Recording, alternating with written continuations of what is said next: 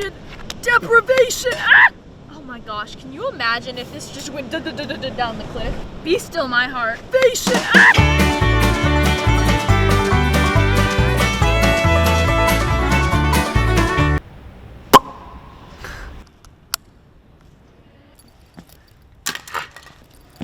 Vamos.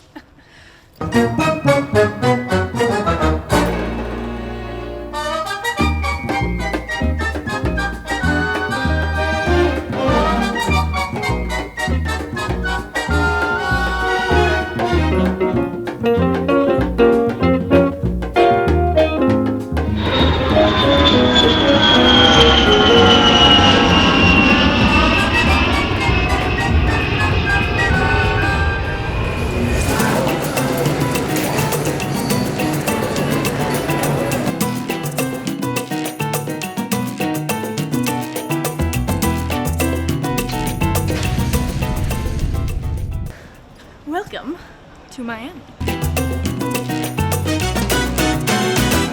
We are in the midst of a not 1, not 2, not 5, but 10-hour layover in the Miami International Airport, the land of Pitbull himself. Tragically, this is the second time we're recording this, as the first time no audio was picked up. And that was my fault. But it kind of sucks, because that was a good 20-minute recording. I had some chutzpah in me.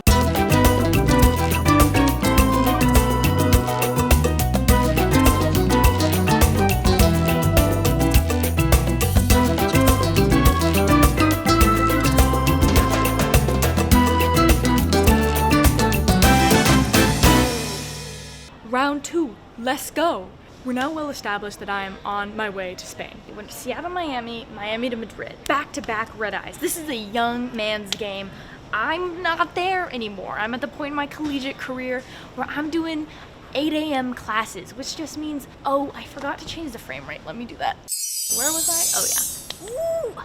I was going to baggage claim to pick up my bags, right? And I don't know what the flaw in the system was, because I went straight from my plane, my terminal, I got off, I was booking it to baggage claim. I was about to be the first one there, even though I was the last one off the plane.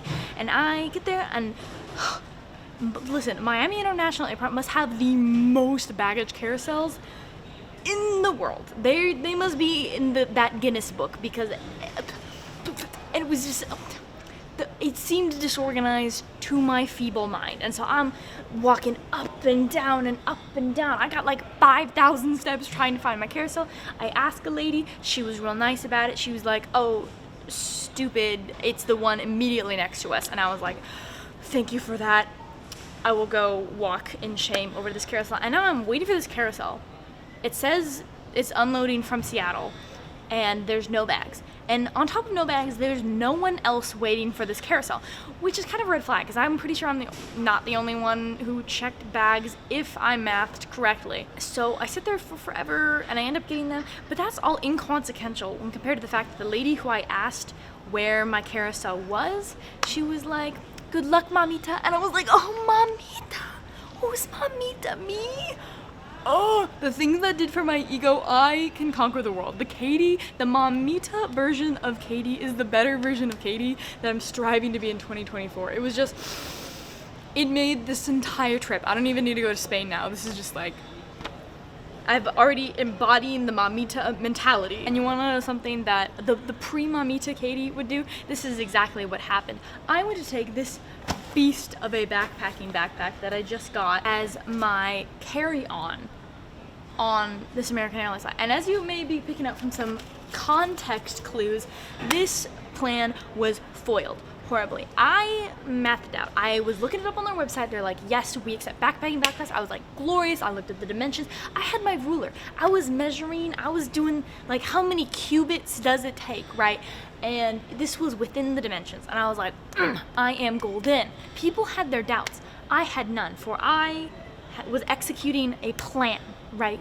And so they're calling up my group. I'm in the last group to board, so I'm already like the third, fifth to last person going on this plane. Anyway, and this very kind man who's working there, like Mr. TSA, comes up to me and is like, is that as small as your bag gets, ma'am? And I was like, yes.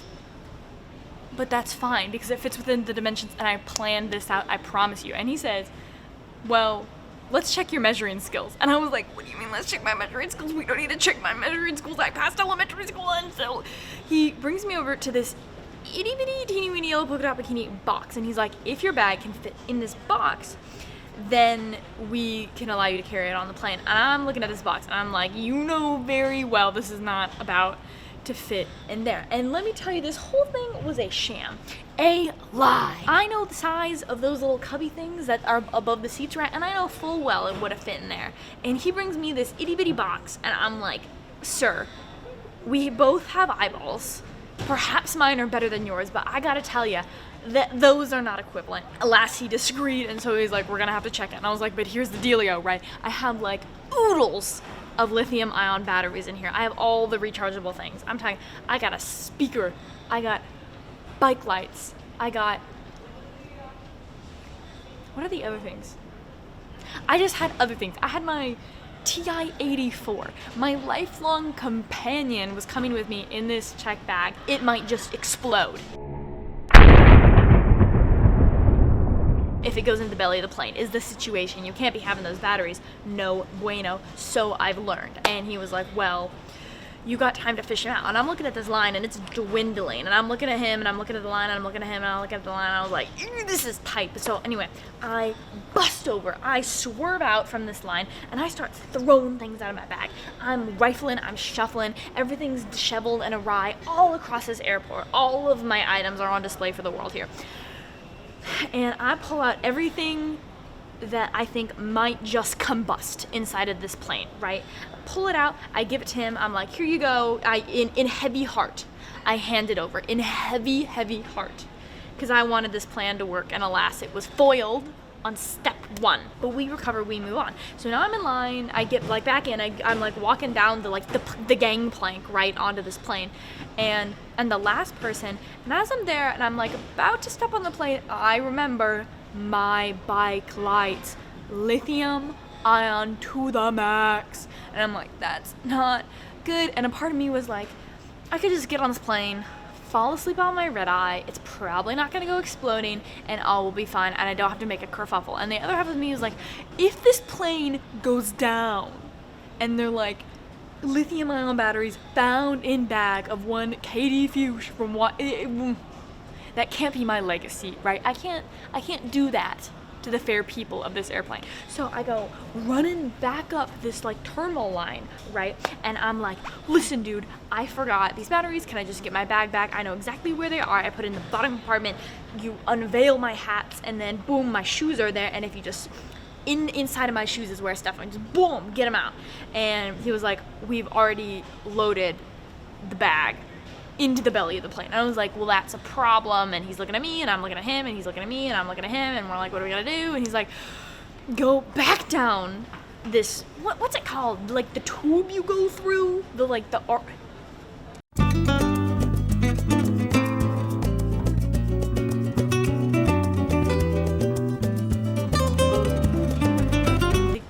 Gangway?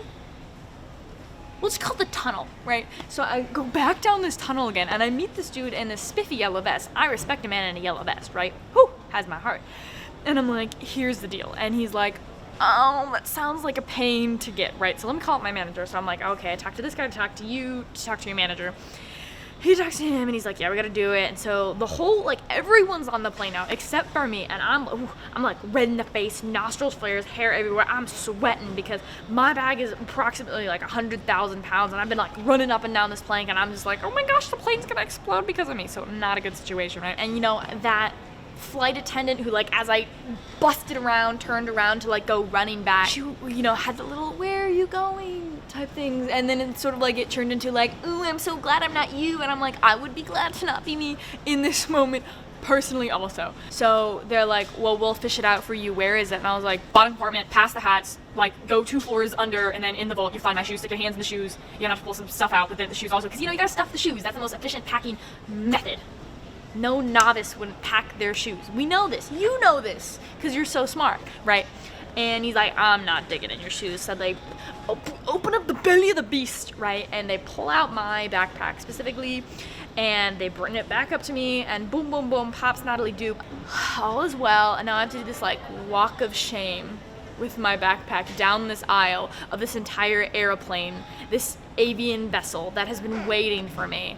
Everyone in there, and I go to the very, very back, and I like get my little seat, and it's and everyone immediately forgot about it, but it will linger with me for my whole life.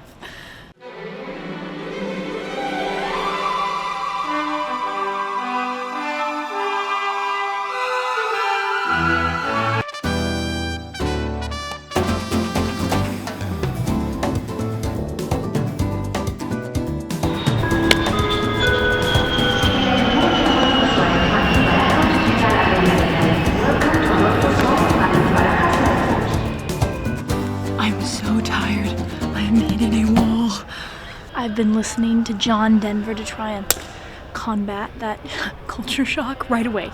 Nip it in the bud. Like, I'm in like this little peninsula at the airport, but over there it's like 5 stories.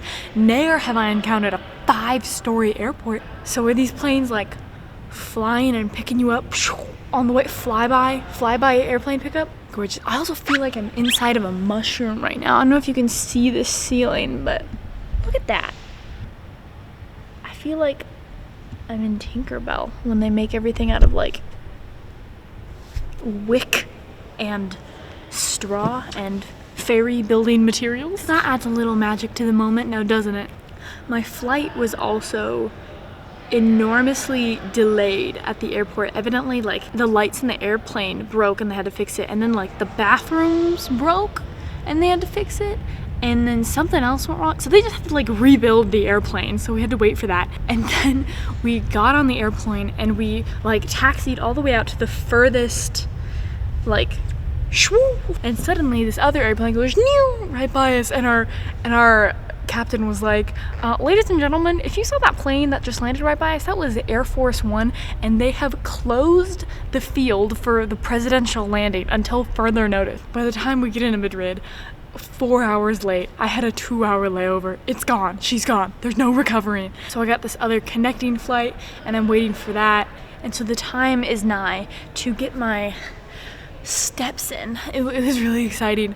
I was like, after I went through security, there was a brief moment of like a door opened to the outer yonder world, and there was like this gust of air, and I was like, the taste of Spanish air is in my mind. It's like, I don't know, the fountain of youth, you know what I mean? I may go try and hunt for some caffeine after 2 red eyes. It's a dark day, but I will go and forage in the brave new world. Oh, last thing, I'm trying to break myself of my lip balm addiction, right? I mean, it's bad. I had this realization when I went camping with 3 of my friends, and I brought 2 lip balms and I lost both. I couldn't find either, and I was pulling my hair out, and like my lips were like drying up. It was just so bad. My lips are in a bad state. I am in a bad state, emotionally, physically. It's not good. Nothing can cure this except the antidote of lip balm. And so I was like, hey guys, do any of you have lip balm? And of the 3 friends I camped with, they were like, no. None of them brought any, and I was like, excuse me, how are you alive? Lip balm, water, food, shelter, you know what I mean? Like, that's Maslow's, I'm pretty sure. And they're like, oh, we just like don't use it. And I was like, make it make sense. It doesn't make sense. And that's when I realized I had a problem, and that it wasn't normal to need lip balm every 30 minutes of your life in order to sustain like a base level of happiness. So in my journey, I'm now like a week. I'm like a week, 7 days. I need a name tag off lip balm, and I've been using coconut oil instead. And as I was standing in the customs line, I was thinking of like, do I have anything to declare? No, I don't have, like, you know, I'm not smuggling chimpanzees. So I was like, yeah, okay, I'm good. And then I was like, what if they call this container of coconut oil? And so I like look it up, and I'm like, okay, if they ask me like, do you have anything to kill? I'll say like, aceite de coco, right? And I was like, please. And then they didn't do any of that, so successfully smuggled my my coconut oil in, and my lips are still chapped, so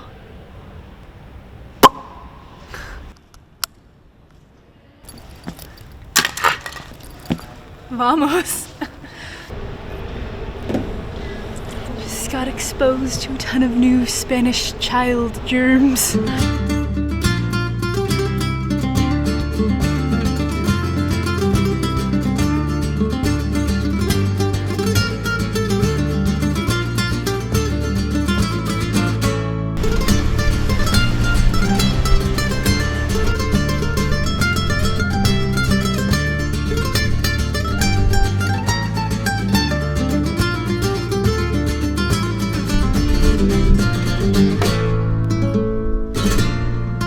The perplexing part of this is, why is it uphill to the beach? The hills don't stop!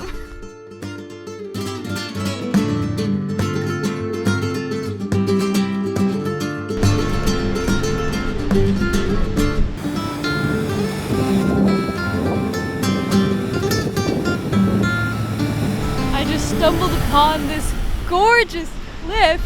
I didn't stumble off the cliff, but I stumbled upon the cliff. And I'd like to film here, but it might be too loud, so we shall see. You know, I don't yet know. There are three things working against us in this situation. The wind is coming from this way, the ocean noise is coming from behind me, and the sun is coming from my right. So I really just needed to find a cave or some crevasse in which to record this, but I just wanted to film it here. It's so gorgeous. I got to Spain 3 days ago. I've done very little productive. I've just been survival mode all the way. I've just gotten groceries, cooked food, and walked. So much walking. I will eventually acquire a bicycle and will eventually acquire a bus pass, but in these primitive hours of my odyssey through the north of Spain, right now I just got my own 2 feet, which happen to be in an enormous, muddy state, but that's okay. I'm really glad it's sunny today, because essentially the last 3 days it has been brutally cloudy. I'm too brutally familiar with clouds, and I was like, did I just move to like a worse Seattle, but where I don't speak the language? Luckily, now that the sun is out and I'm getting some like dopamine and vitamin D from it, we're feeling great.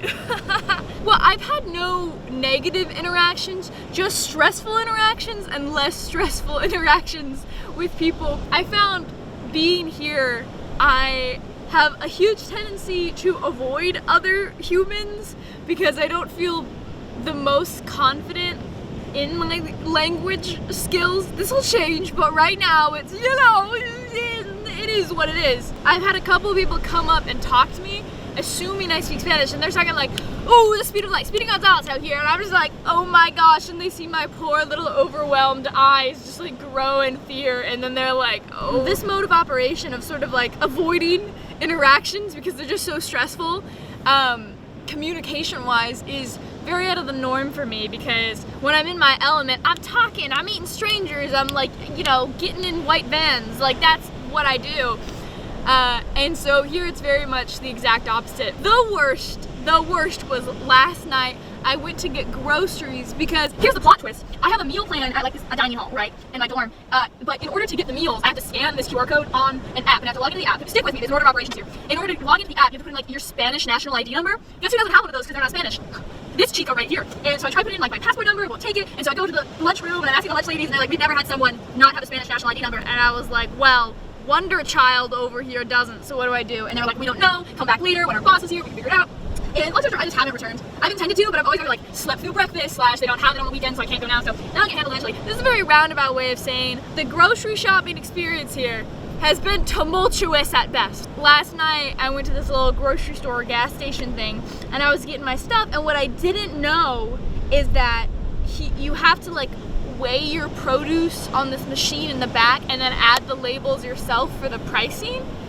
The foreign concept, very literally a foreign concept. And so I pull up to the cash register with my produce and I start putting it on, and she's like, oh, hold up, something's wrong, but obviously in Spanish, and she's like, you gotta go back and do this, and all my stuff's like already on the conveyor belt, right? And I'm like, what, you want me to put it in a bag? And she's like, that's not what I'm saying. I'm like, could do I have to buy at least 2? Is it a 2 for 1? She's like, that's not what I'm saying. I'm just like, I'm guessing because I don't know the words for, there's like a labeling machine in the back of the grocery store that you must weigh and label your items with.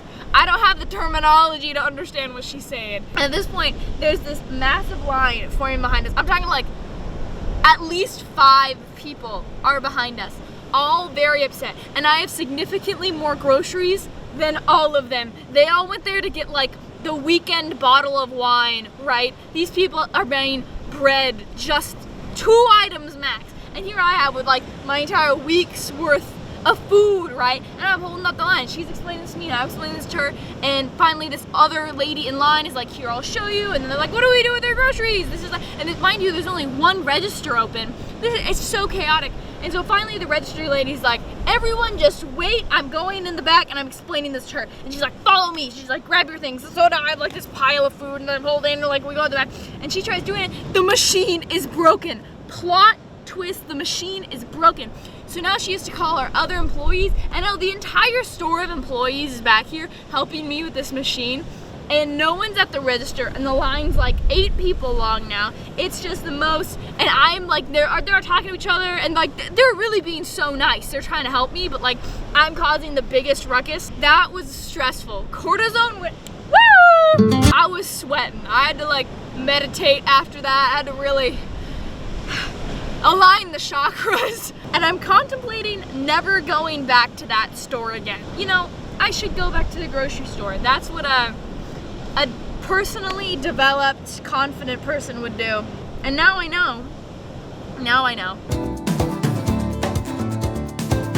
All this to say, I have to then get on another plane, and because the other flight was delayed, I had to get a different flight, and we had to coordinate it, and then they had to move my bags, and we get here, and then I thought I lost my bags, and I got it, and I had to get a taxi. Taxi lady's super nice. I get to the hotel, I have to talk to someone else's, and it's like so late, and I haven't eaten in like 12 hours, and I'm running on like 4 hours of sleep in 2 days, and I'm just like, oh my gosh, no puedo hablar español más. A tough time for show, but I finally make it to my room, and then I go to get dinner at the dining hall because I'm ravenous. And then that's when the situation happens where I didn't have a Spanish national ID number, so then I had to go and get groceries, and then I have to shower, and there's no towels in my dorm for me, and so I go to the front desk, and I'm like, "Can I have towels?" They're like, "We don't give you towels." The cleaning ladies have to give towels, and I went to the cleaning ladies give me towels, and they're like, "Tomorrow morning," and so I'm like, okay, so I use like my bicycle cleaning rag in order to dry myself off. And then there weren't bed sheets, there was just like one blanket. It was a humbling experience, really, and then I like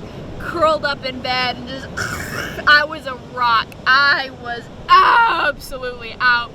And then it turns out the cleaning is at like 7:45 in the morning, so I was woken up a mere 7 hours later, once again in a stupor. I was like, oh my gosh, I don't know, like, what's happening? Que está pasando? No entiendo. So I pulled out some running clothes, and I was like, I'll go for a run. I think I head north.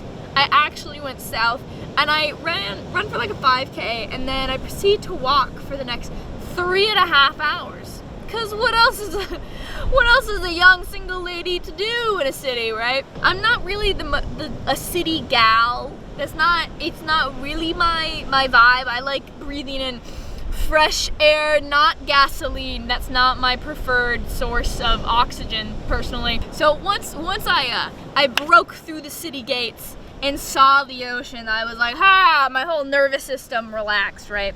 The colors of the city, there's a lot of color. It's some areas are very gray, very American city, and some areas I'm like, oh, this feels,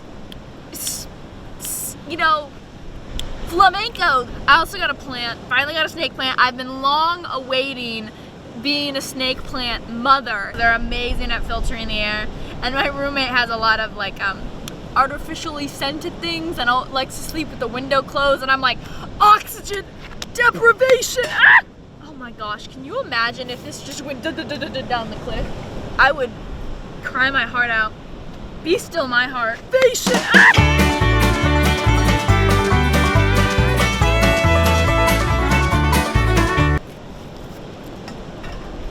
Safe and sound. Oh, last bit, I ripped my jeans yesterday. I brought 1 pair of jeans to Spain. Second day here, eviscerated.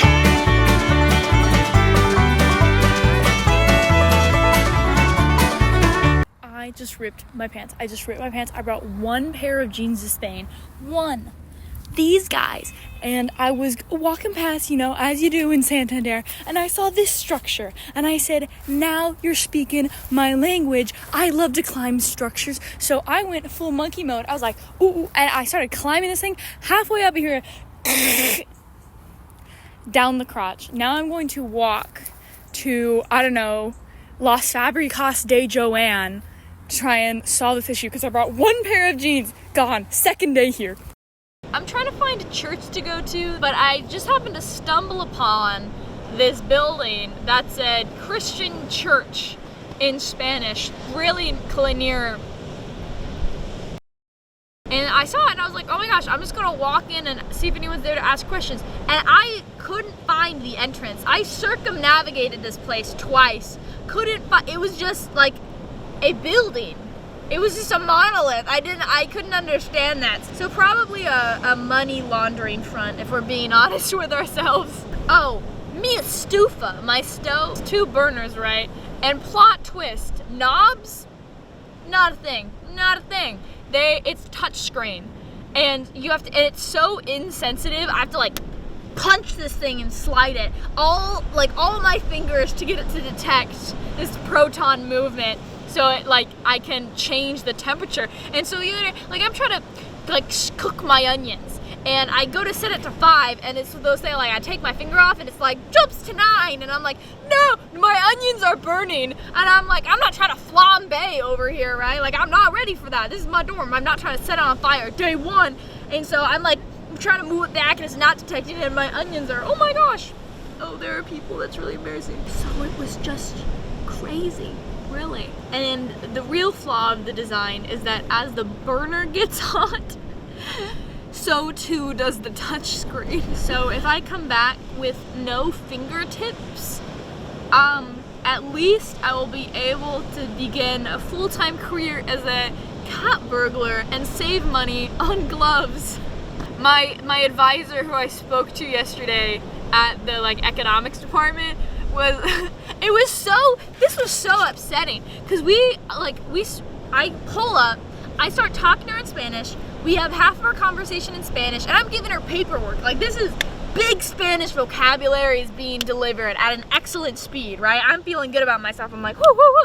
And then she switches to English, and so then we have the second half of our conversation in English, and so we're fully talking English, that's the mode my brain is in. I'm focusing, I'm writing my signature out of the blue, left field. I'm writing stuff in English down here, English brain focus, and all of a sudden she was like, ¿me entiendes cuando te hablo en español? And I'm just like, whoa, ¿qué? Dímelo otra vez, repite más despacio, lento. And she's like, ¿me entiendes cuando te hablo en español? And I say, sí, cuando es despacio. She was like, are you gonna be able to do these classes? You couldn't even understand me in Spanish. And I'm like, well, goodness. But it's okay, my ego's big enough, it can take a few blows. In conclusion, trials are yet to come, so I will breathe the maximum amount of ocean air and continue getting 20,000 steps a day. Oh, I want to try cortado. That's the whole thing in Spain that my friend Andy at home introduced me to. The thing they drink here is a cortado, which is sort of bigger than a shot glass of espresso and some milk. I don't really know what it is, but that's the coffee drink here. And maybe tomorrow I'll try it out. Cortado bound. I'm gonna go walk the other 5 miles back to my dorm now and make the groceries that I so valiantly fought for last night in that tienda. Oh gosh. That's one of those things where you'll be peaceful and happy sipping your tea one day, and the memory, that embarrassment, just boom, hits you in the cerebrum, and you're like, oh, why'd I have to experience that in my life? That's so cringy and awful that I have to remember that occasion, and absolutely no one else cares that it occurs, nor even remembers it, but it will stay with me for life. It's certainly one of those, and we're in the early stages of processing it, so I think we're at denial. It didn't happen. Okay, guys. Adios. I love you all. amigos!